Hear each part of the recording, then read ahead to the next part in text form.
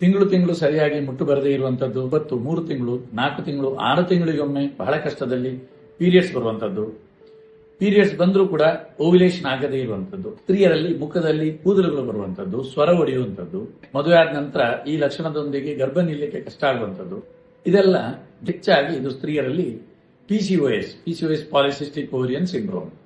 ಇದರಲ್ಲಿ ಸಾಮಾನ್ಯವಾಗಿ ಆಲ್ಡೋಸ್ಟಿರಾನ್, ಟೆಸ್ಟೋಸ್ಟಿರಾನ್ ಇದು ಹೆಚ್ಚು ಸೆಕ್ರೆಟ್ ಆಗುವಂಥದ್ದು, ಹಾಗೆ ಈಸ್ಟ್ರೋಜನ್ ಸ್ತ್ರೀಯರ ಹಾರ್ಮೋನ್ ಇದರಲ್ಲಿ ಕೆಲಸದಲ್ಲಿ ವ್ಯತ್ಯಯ ಆಗುವಂಥದ್ದು. ಇದಿಷ್ಟು ಈ ಪಿಸಿಒಎಸ್ ನಲ್ಲಿ ಬರುವಂತಹ ಸಾಮಾನ್ಯ ತೊಂದರೆಗಳು. ಆದರೆ ಪಿಸಿಒಎಸ್ ಇರಲಿ ಅಥವಾ ಹೈಪರ್ ಪ್ರೊಲ್ಯಾಕ್ಟಿನೇಮಿಯಾ ಇರಲಿ, ಅದೆಲ್ಲವೂ ಇದ್ದಾಗ ಅದನ್ನ ಕರೆಕ್ಟ್ ಆಗಿ ಗುರುತಿಸಿ ಚಿಕಿತ್ಸೆ ಮಾಡುವಂಥದ್ದು ಆಯುರ್ವೇದದಿಂದ ಸಾಧ್ಯ ಇದೆ. ಪ್ರಾರಂಭದಲ್ಲಿ ಅದಕ್ಕೆ ಸರಿಯಾದ ಚಿಕಿತ್ಸೆ ಮಾಡಿದ್ರೆ ಅದನ್ನ ಸರಿಯಾಗಿ ನಿಯಂತ್ರಣಕ್ಕೆ ತರಬಹುದು. ಆದರೆ ಒಮ್ಮೆ ಈ ಚಿಕಿತ್ಸೆ ಪಡೆದ ನಂತರ ನಿರಂತರ ವ್ಯಾಯಾಮ, ಸಾಧಾರಣವಾದಂತಹ ಪಥ್ಯಗಳು ಇಲ್ಲಿ ಅಂತ ಹೇಳಿದ್ರೆ ಜಂಕ್ ಫುಡ್ಸ್ಗಳು, ಹೈ ಕ್ಯಾಲರಿ ಡಯಟ್ಗಳು ಇದನ್ನೆಲ್ಲ ತಗೊಳ್ಳದೆ ಜೀವನ ಪರ್ಯಂತ ಮೇಂಟೈನ್ ಮಾಡುವಂಥದ್ದು ಕೂಡ ಬಹಳ ಮುಖ್ಯ. ಪಿಸಿಒಡಿ ಅಂದ್ರೆ ಅದು ಕೇವಲ 1-2 ಕಷಾಯವನ್ನ ಅಥವಾ ಒಂದು ಸಲ ವಾಂತಿ ಮಾಡಿಸಿ ಭೇದಿ ಮಾಡಿಸಿ ಒಂದು ಪಂಚಕರ್ಮ ಕೊಟ್ಟು ಈ ರೀತಿ ಏನು ಸಡನ್ ಆಗಿ ಮ್ಯಾಜಿಕ್ ಮಾಡಿ ಗುಣ ಮಾಡ್ಲಿಕ್ಕೆ ಆಗುವಂತದಲ್ಲ.